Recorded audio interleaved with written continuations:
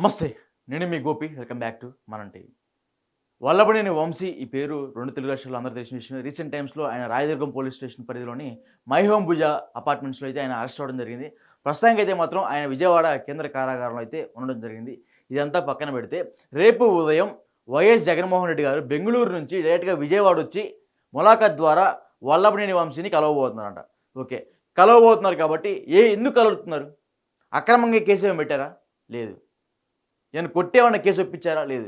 ఎందుకంటే గతంలో మనం చూసుకోవచ్చు సత్యవర్ధన్ అనే అతన్ని విపరీతంగా కొట్టి, దాడి చేసి ఎస్సీ, ఎస్టీ వాళ్ళు బాధపడే విధంగా బూతులు తిట్టి వాళ్ళని ఇక్కడి నుంచి హైదరాబాద్ నుంచి వైజాగ్‌కి అతన్ని పిప్పి చేసి, కిడ్నాప్ చేసి విపరీతంగా బూతులతో దూషించి, ఆయన ఆత్మగౌరవం కించపరిచేలాగా మాట్లాడి, చివరికి ఆయన ఎళ్లి నా ఆత్మగౌరవం కించపరింది, నన్ను ఈ విధంగా కులంతో దూషించారని కేసు పెడితే, ఆ కేసు మళ్ళీ వాపస్ తీసుకోవాలని దగ్గరలో ఉన్న హనుమాన్ జంక్షన్‌కి మళ్ళీ ఆయన కిడ్నాప్ చేసి కోర్టులో మరలా వంశీ కారులోనే కోర్టుకి తీసుకెళ్ళి ఆ కేసుని మళ్ళీ బ్యాక్ తీసుకున్నారు. సో ఇది అందరికీ తెలిసిన విషయమే. సో ఇప్పుడు రేపొద్దున జగన్మోహన్ రెడ్డి గారు జైలుకి వెళ్ళబోతున్నారు. వెళ్ళి వంశీని ఏ విధంగా పరామర్శిస్తారండి? వల్లభనేని వంశీని ఏ విధంగా పరామర్శిస్తారు? ఆయన ఏమన్నా ఏం తప్పు చేయలేదనుకుంటున్నారా? పత్తిత్త అంటున్నారా? ఇంకోటి మనం చూసుకోవచ్చు. వాళ్ళ భార్య కూడా మా ఆయన ఏం తప్పు చేయలేదండి, ఇది అక్రమంగా అరెస్ట్ చేశారంటున్నారు. సొంత సతీమణికి తన భర్త ఏం చేస్తున్నాడో తెలీదా? ఈ 18 ఏళ్ల రాజకీయ జీవితంలో ఎన్ని అక్రమాలు, ఎన్ని భూదందాలు, ఎన్ని కబ్జాలు, ఎంతమందిని వేశారో వగైరా. ఇవన్నీ కూడా సతీమణికి అంత కాకపోయినా ఇంత తెలుస్తాయి కదా. సో ఇవన్నీ జరుగుతున్నా సరే ఇప్పటికీ కూడా వాళ్ళ హస్బెండ్‌ని వెనకేసుకుంటూ వస్తుంది. మా ఆయన ఏ తప్పు చేయలేదండి, అక్రమంగా కేసు పెట్టారని. ఇప్పుడు ఎవరైతే సత్యవర్ధన్ ఉన్నాడో అతన్ని ఇప్పుడు కూడా భయభ్రాంతులకు గురి చేస్తూనే ఉన్నారు. ప్రస్తుతానికి వాళ్ళ బ్రదర్ కిరణ్ ఉన్నాడు. కిరణ్ మళ్ళీ కేసు పెట్టాడు. ఇప్పుడు ఎందుకంటే కుటుంబ ప్రభుత్వం అధికారంలో ఉంది. గతంలో వైఎస్ఆర్‌సీపీ అధికారంలో ఉన్నప్పుడు ఇక్కడ హైదరాబాద్‌లోని త్రిపుల్ ఆర్ నివాసం ఉన్నాడు.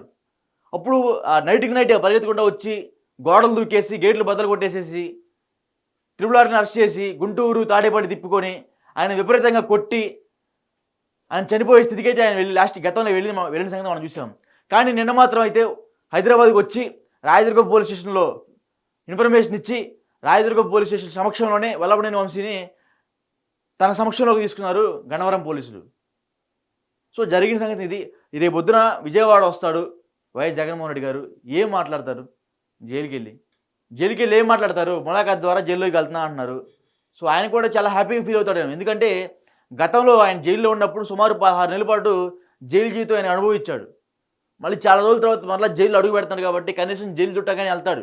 ఎలా ఉంది జైలు, మన బార్గేట్స్ ఎలా ఉంది, ఏంది కథ, కార్ఖానా ఏందని మొత్తం వీళ్ళకి చూసుకొని వస్తాడు. అదొక మెమొరీ ఆయనకి. అంతే తప్ప అటెళ్ళి పరామర్శించేది ఏముంటుందని మీరు చెప్పండి. పరామర్శిస్తున్నారు అంటున్నారు. ఏ విధంగా పరామర్శిస్తారు? ఎన్నో అక్రమాలు చేశారు కాబట్టి గన్నవరంలోనే నడి సెంటర్లో రాడ్డులు, కత్తులు పట్టుకొని వాళ్ళ అనుచరులు విపరీతమైన లోకల్ బాడీ ఎలక్షన్లో విపరీతమైన దాడులు తెగబడ్డారు. వల్లభనేని వంశీ డైరెక్ట్‌గా యార్లగడ్డ వెంకట్రావుకి ఫోన్ చేసి ఫోన్‌లో వార్నింగ్ ఇచ్చిన సంగతి గతంలో మనం చూసాం. సో ఇవన్నీ కూడా ఆయన చేసిన అక్రమాలు, అన్యాయాలు, కబ్జాలు, ఇంకొకటి మరొకటి. ఇవన్నీ కూడా ఏంది వంశీ నువ్వు ఇట్లా చేసావంటగానని జగన్మోహన్ రెడ్డి గారు వెళ్ళి అడుగుతారా అంటున్నా. ఏముండదు. సరదాగా వెళ్తారు. వంశీ ఎట్లా ఉంది, ఏంది కథ, ఎట్లా ఉంది, ఫుడ్ మంచిగా తింటున్నావా, బాధపడమాకు, లాయర్లు చూసుకుంటారులే అని ఒక మాట చెప్పొస్తారు తప్ప అంతకుమించి ఏముంటుంది చెప్పండి మీరే. అంతకుమించి ఏముంటుంది? వాళ్ళ అధినాయకుడు జగన్మోహన్ రెడ్డి కూడా తెలుసు వల్లభనేని వంశీ గురించి. అంతకుమించి ఏముండదు. నువ్వు శుభ్రంగా తిని బ్రహ్మాండంగా వార్తలు చూస్తూ ఉండు, కూర్చొని ఉంటా ఉండు. 12 రోజుల్లో మళ్ళీ బయటకు వచ్చేస్తావు, లాయరు బెయిల్ తీసుకుని వస్తాడు.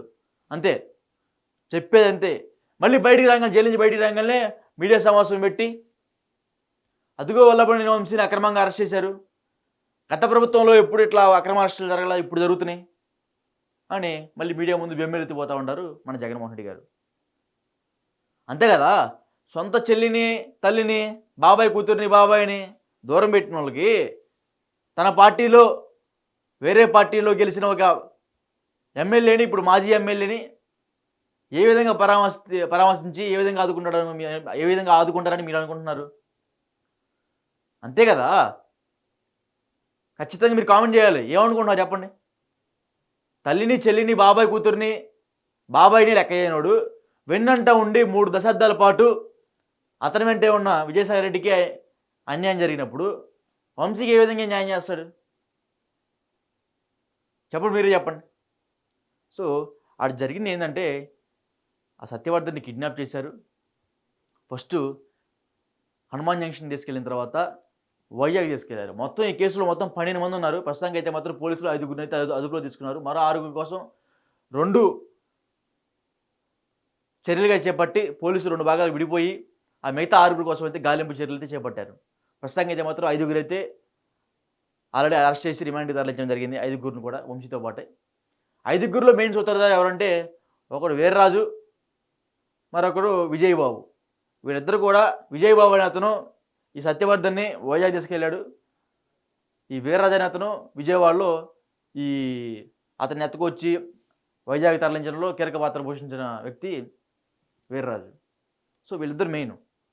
మిగతా వాళ్ళందరూ కూడా వీళ్ళకి సహాయం చేసిన వాళ్ళు. ఒక సీసీ ఫుటేజ్ కూడా బయటకు వచ్చింది రాయదుర్గం ఇంటి పరిధిలోది. సత్యవర్ధన్ని ఇక్కడ తీసుకొచ్చి కార్లో ఎక్కించుకొని పోయి మొత్తం సీసీ ఫుటేజ్ మొత్తం రికార్డ్ అయ్యింది. సీసీ ఫుటేజ్ మొత్తం రికార్డ్ అయ్యింది. వల్లభనేని వంశీ తెలివిగా ఏం చేస్తారంటే మామూలు ఫోన్లు చేయరు. రికార్డింగ్స్ ఉంటాయని, లేకపోతే ఏమన్నా అతను ఫోన్ హ్యాక్ చేసేసి పోలీసులు ఏమన్నా రహస్యంగా వింటారని వాట్సాప్ కాల్స్ ద్వారా మాట్లాడుతూ ఉంటాడు. వాట్సాప్ మెసేజెస్ కూడా అప్పటికప్పుడు పెట్టడం, డిలీట్ చేయడం అంతే. సో వాట్సాప్ కాల్స్ కూడా మాట్లాడి ఈ విధమైన దుశ్చర్యలకు పాల్పడుతున్నారంటే ఆయనకి ఎంత తెలివి ఉండాలో అర్థం చేసుకోండి మీరు. మళ్ళీ ఆయన ఫోన్తో చేయడం ఫోన్లు, పక్కన వాళ్ళ అనుచరులు లేకపోతే చిన్న చిన్న కార్ డ్రైవర్ ఫోన్తోనో అట్లా ఫోన్లు చేసి మెసేజ్లు చేయటం, బెదిరింపులకు పాల్పడటం, ఇవన్నీ కూడా గతంలో మనం చూసాము. ఎనిమిది పెద్ద ఎత్తున కూడా ఆరోపణలు, వార్తలు కూడా ఈ విధంగా వస్తున్నాయి కూడా. సో వంశీ ఇలాంటి అని వార్తలు వస్తున్నాయి. సో ఆ వార్తల నేపథ్యంలోనే మేము మీకు వివరిస్తున్నాం తప్ప కక్షపూరితంగా పక్షపాతం లేకుండా మేమేం మాట్లాడట్లా. సో ప్రస్తుతం అయితే మాత్రం జగన్మోహన్ రెడ్డి గారు జైలుకి వెళ్తున్నారు.